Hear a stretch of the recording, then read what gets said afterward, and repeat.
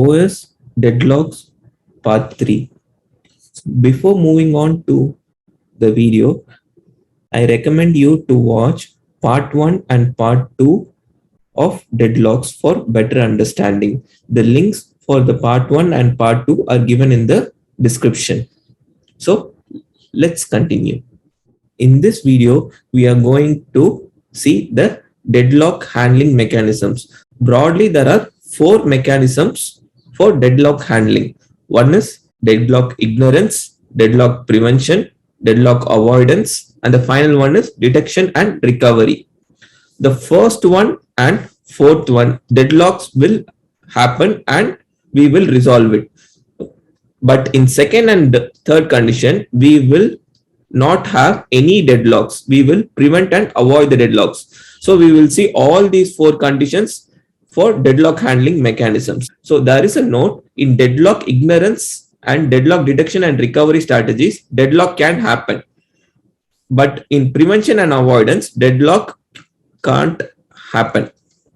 First, we will see deadlock ignorance. So there is a special algorithm for this known as ostrich algorithm for deadlock ignorance. So what this algorithm says is, if there is any deadlock, just ignore the deadlock and restart the system again from the safe state. Why the name ostrich algorithm is, in desert regions, when there is sandstorm, what ostriches will do is they will insert their head into the sand. They ignore as if the sandstorm does not occur. Similarly, if the system has any deadlock, ignore the deadlock and restart the system or process. This is a simple strategy. The second mechanism is deadlock prevention. So we will see how we can prevent the deadlock. In part 2 video, we have seen, right, the necessary conditions for a deadlock is mutual exclusion, hold and wait, no preemption, and circular wait, right? So these are all the necessary conditions. So if I can prevent any one of the conditions from happening, then we can prevent the deadlock, right?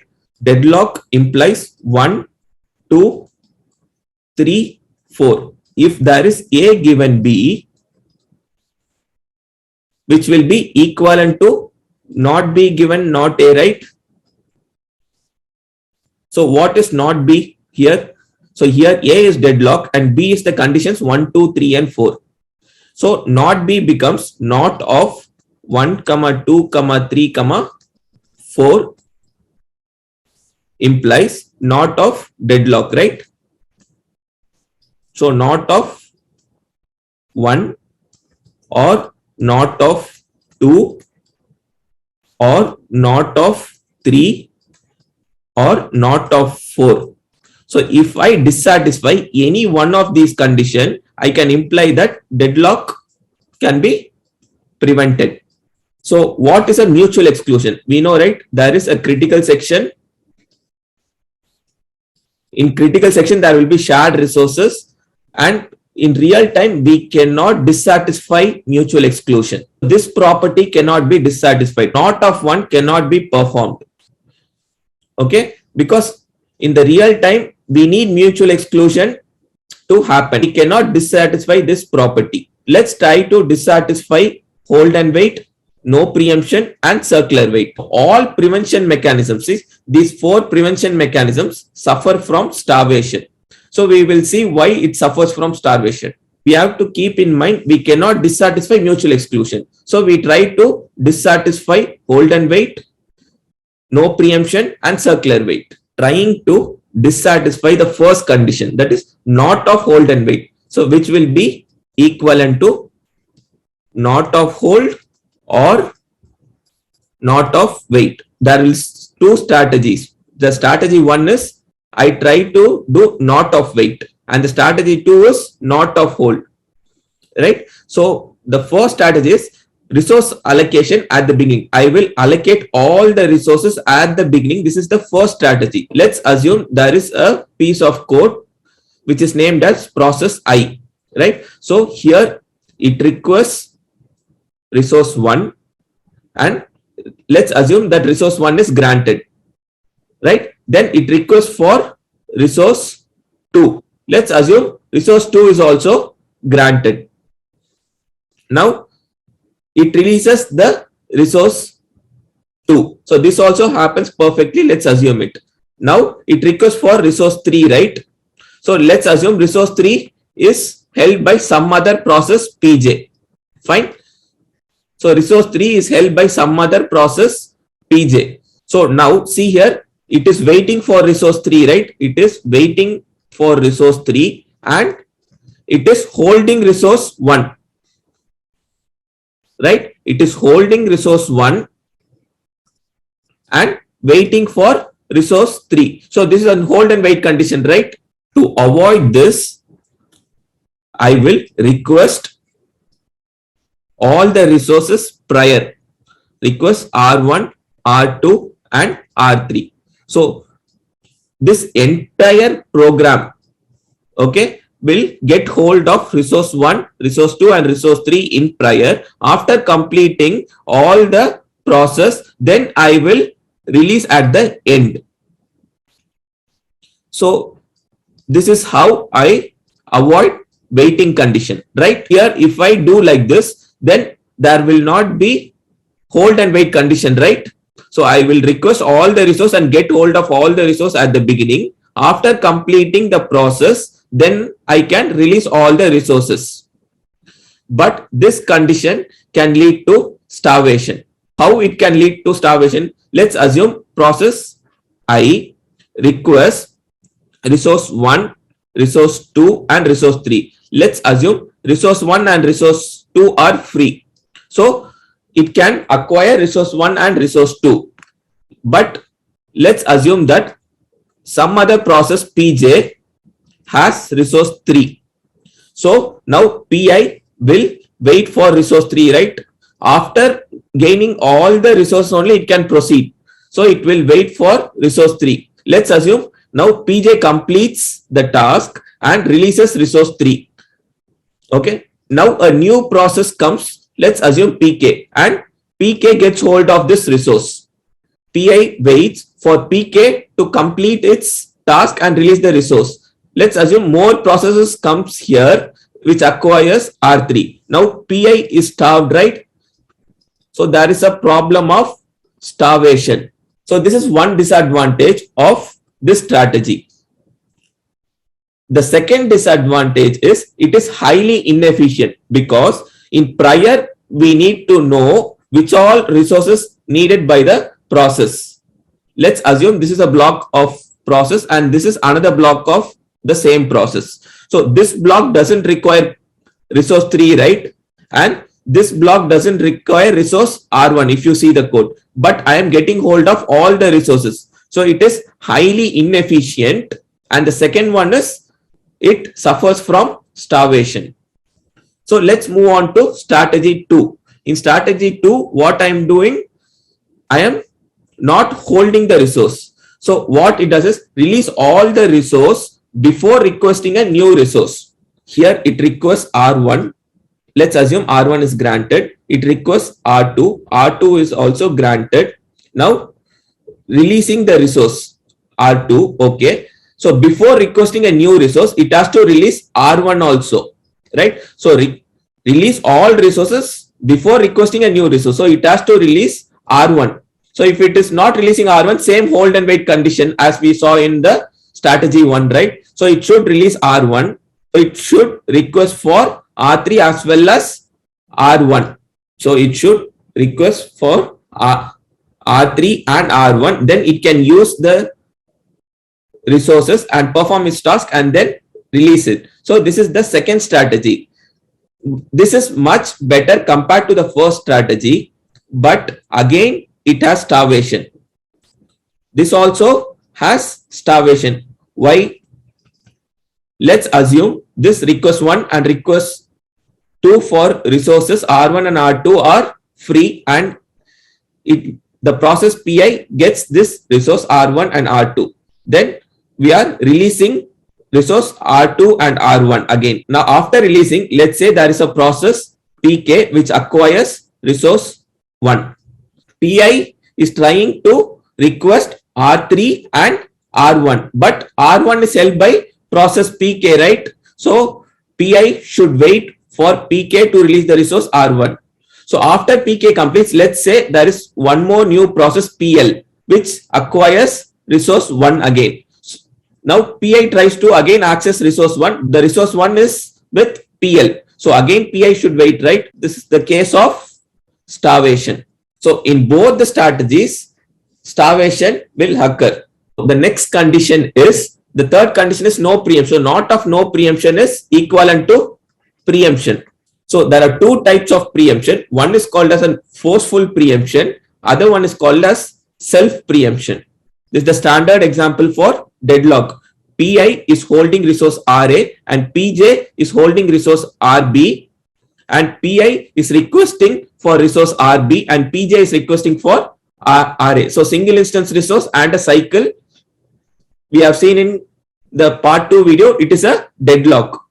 Right? So what forceful preemption does is, let's say the priority of Pi is greater than the priority of process Pj. Pi forcefully makes the Pj to release the resource Rb, and then Pi can acquire this resource. Fine. So Pi can acquire this resource and complete its task and release both resource Ra and Rb, and then Pj can acquire the resource Ra and Rb to complete its task. This is called as forceful preemption. Pi is forcefully removing Pj's allocated resources and then use that resources and then finally release those resources so that Pj finally can acquire those resources and complete its task. This is known as forceful preemption. Coming to self-preemption, what happens is Pi knows that Pj wants resource Ra. What Pi does is it self-preempts it and releases both the resources Ra and Rb so that Pj can acquire the resource Ra and Rb and complete its task. Then finally Pi can acquire the free resources. After Pj completes it, Pj releases both resources Ra and Rb, and Pi can acquire both the resources and complete its task. The difference between forceful preemption is, here Pi is preempting Pj. In self-preemption, what it does is Pi gracefully preempts itself such that Pj can complete its task, and then finally Pi can acquire the resource to complete its task again. The no preemption will also suffer from starvation. Why? So let's assume forceful preemption. Pi preempts process Pj's resource Rb, okay, and acquires resource Rb. So now Pi can complete its task and release its resources Ra and Rb. Now let's assume there is one more new process comes in after Pi releasing resource Ra and Rb. Pk can acquire Rb. Let's assume this. So Pj then acquires Ra and waiting for again Rb now. Okay. After Pk completes its task, Rb will be released, right? Let's assume one more new process comes in at that time, PL. So PL acquires Rb now. So again, Pj has to wait, right? So if new process comes in and acquires Rb and not giving the chance for Pj to acquire resource Rb, then there is a case of starvation, right? Here also there will be starvation. So the next condition is not of circular wait. I have to negate the circular wait condition. Is how I am going to negate the circular wait is, let's assume there are resources R1, R2, R3, R4, R5, R6 and R7, and each of the resources are given with their ID. The request of resources will be done in the increasing order of their ID. If I do like this, then the circular wait condition will be avoided. So let's assume Pi can request R4, R3, R7. So what is the ID number of R4? 7, right? Which is less than, what is the ID number of R3? 13, right? Which is less than, what is the ID number of R7? It is 19. Fine. So let's assume at an instance of time, R4 and R3 and R7 are allowed, right? Because it is an increasing order of their ID. So when a new request comes for resource 1, 8, right? So which is 8, which is lesser than R7 and R3, but greater than R4. So when there is a request for R1, process Pi should release the resource first R3 and R7, should give up the resource R3 and R7 to acquire resource 1. So Pi should release R3 and R7 to acquire the resource 1. After releasing R3 and R7 and acquiring resource 1, it can acquire resource 3 and resource 7 again. Okay.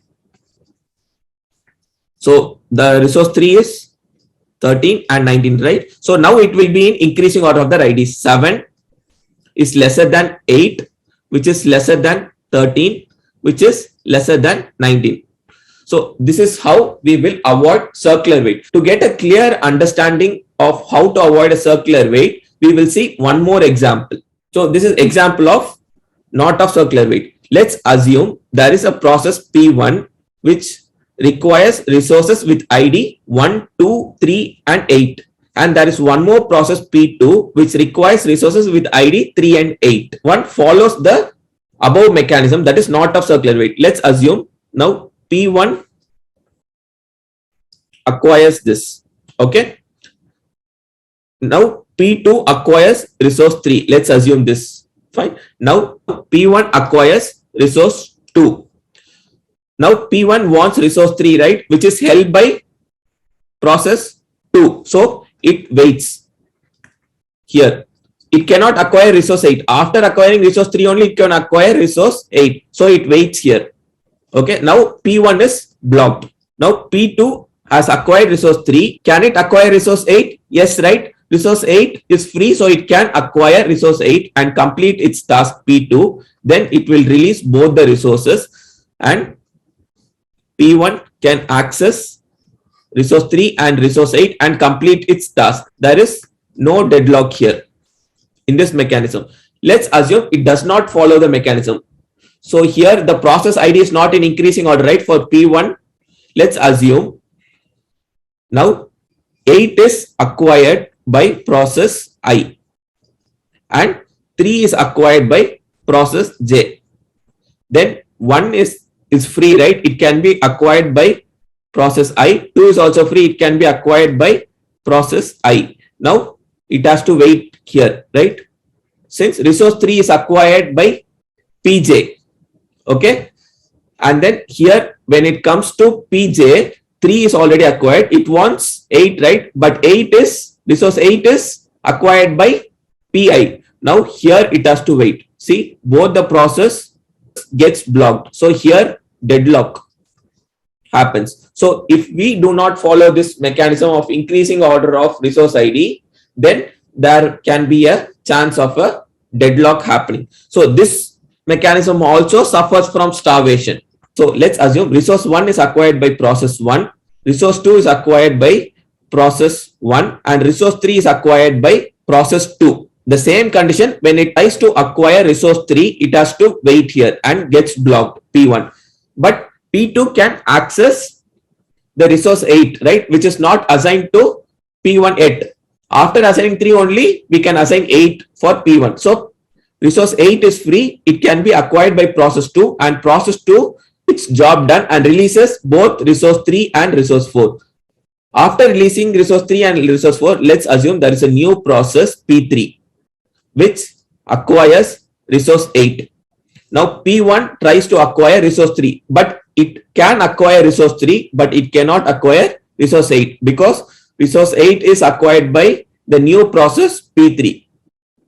After P3 completes, it releases the resource 8 and then meantime a new process comes and P4 acquires the resource 8. Again P1 has to wait, right? So this is the case of starvation. So P1 is starved here. So in this mechanism also there is a chance of starvation. In this video we have covered ignorance, deadlock ignorance and deadlock prevention. In the next video we will see how we can avoid deadlock and how we can recover from a deadlock. In deadlock avoidance there will be a special strategy called as Banker's algorithm. It's an indegenious strategy there will be no starvation. In prevention, all the cases have starvation, right? So we go for deadlock avoidance. So the algorithm used is banker's algorithm. So here there will be no starvation. So let's see the deadlock avoidance and how we can recover and detect a deadlock in the next video.